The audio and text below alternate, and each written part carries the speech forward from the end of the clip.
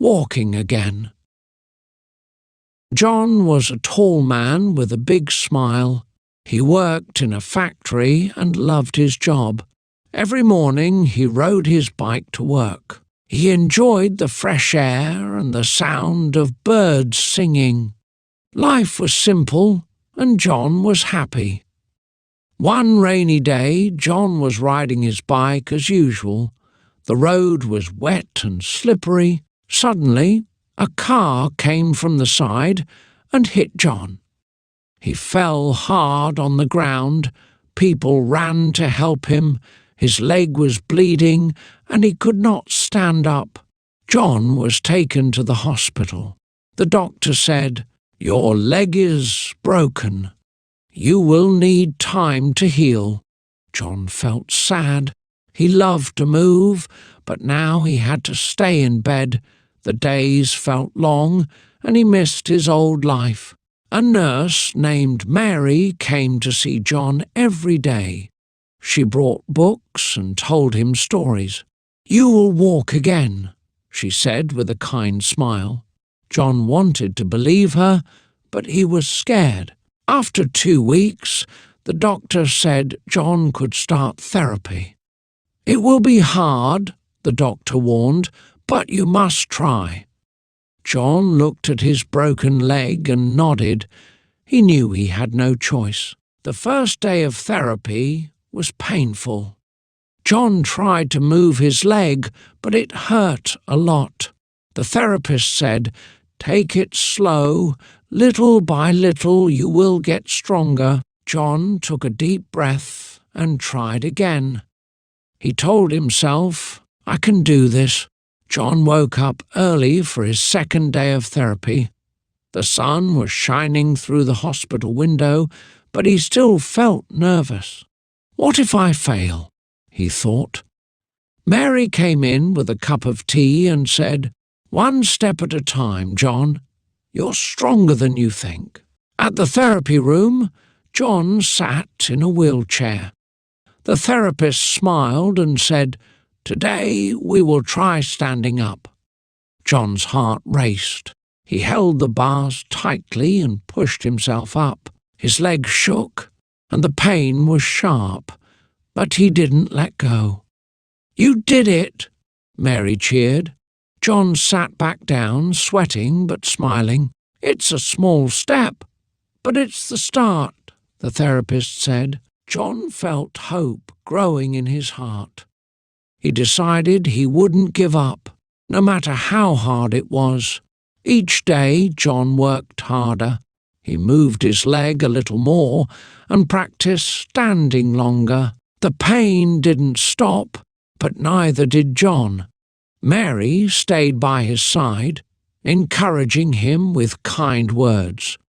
One afternoon, the therapist gave John crutches. "These will help you walk," he said. John held them and felt a mix of fear and excitement. He took his first step with the crutches. It was wobbly and slow, but it was a step. Mary clapped her hands and said, "You're walking, John." Tears filled his eyes. It wasn't perfect, but it was progress. For the first time since the accident, John felt proud of himself. He whispered, "I can do this. I will walk again." John continued his therapy every day. Each session was hard, but he kept trying. The therapist asked him to move his legs in the water. The pool made his legs feel lighter. John felt less pain as he practiced walking there. Mary watched him from the side, clapping when he made progress. "You're getting better, John," she said with a smile.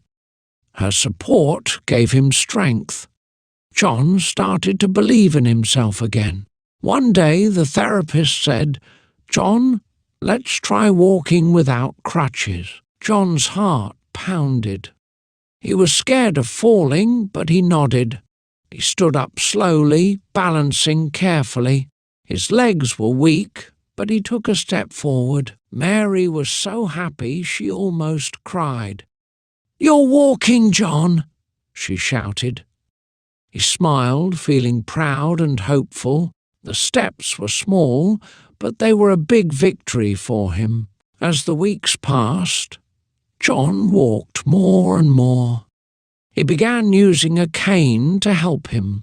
Walking outside felt strange at first, but he loved the fresh air. Mary held his hand, making sure he didn't fall. One evening, they walked in the hospital garden. The flowers were blooming and the birds were singing. John stopped and looked at Mary.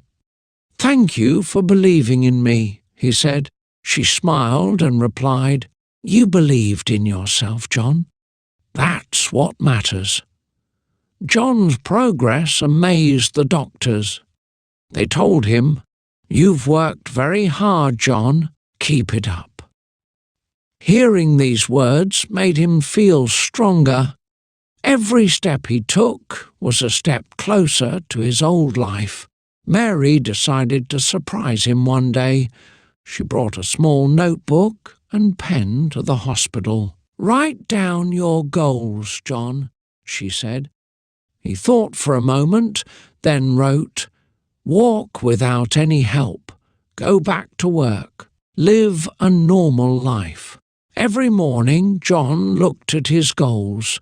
They reminded him why he was working so hard. During therapy, he focused more than ever. He practiced walking longer distances and climbing stairs slowly. One afternoon, the therapist gave him a new challenge. "John, try walking on this uneven surface," she said, pointing to a soft mat. It was tricky, and he almost fell, but he kept going, step by step. After a few tries, he was able to walk across it.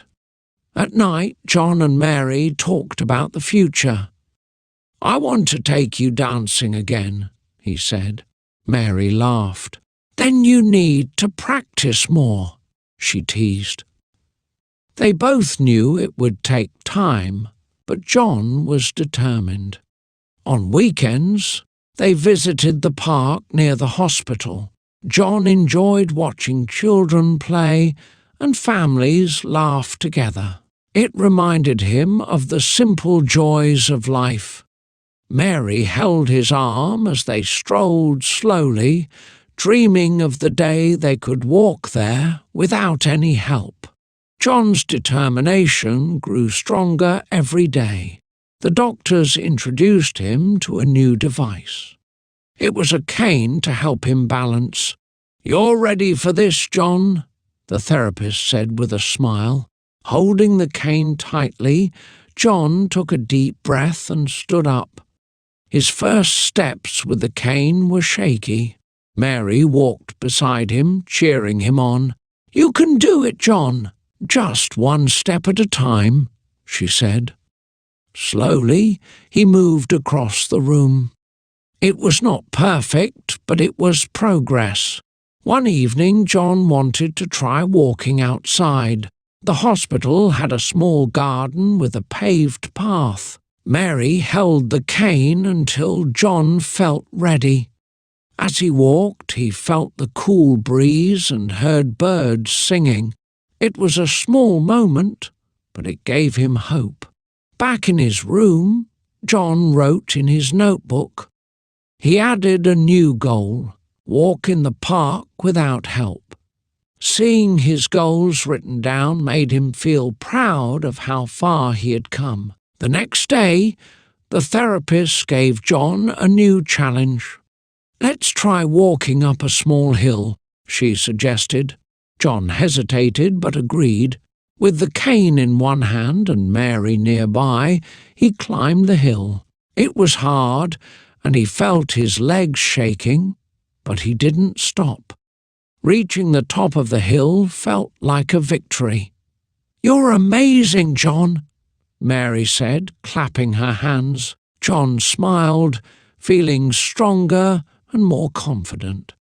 He knew the road was still long, but he was ready for it. John's final weeks at the hospital were filled with milestones. Each day he practiced harder. The cane became a part of him, and his steps grew steadier. "You're almost ready to go home," the doctor said one morning. John smiled, but he felt nervous too. On his last day, the hospital staff gathered to say goodbye. Mary packed their bags, and John took a final walk around the garden. This time he walked without stopping, his head held high. "You did it, John," Mary said, holding back tears. At home, life was different. John had to adjust to new routines. He used the cane for longer walks and did his exercises every morning. Mary made sure he rested, but also pushed him to stay active. "You've come so far," she reminded him. One sunny afternoon, John decided to visit the park. The notebook was in his pocket, and his goal to walk in the park without help was on his mind. Mary stayed close, but didn't hold his cane. John walked slowly, taking one step at a time. The park was full of life. Children played, dogs ran, and the sound of laughter filled the air. John kept walking until he reached a bench. Sitting down, he looked around and smiled. "I made it," he thought. Back at home, John crossed out his goal in the notebook. He wrote a new one, "Run one day." His journey was not over, but he was proud of his progress. With Mary by his side, he knew he could achieve anything.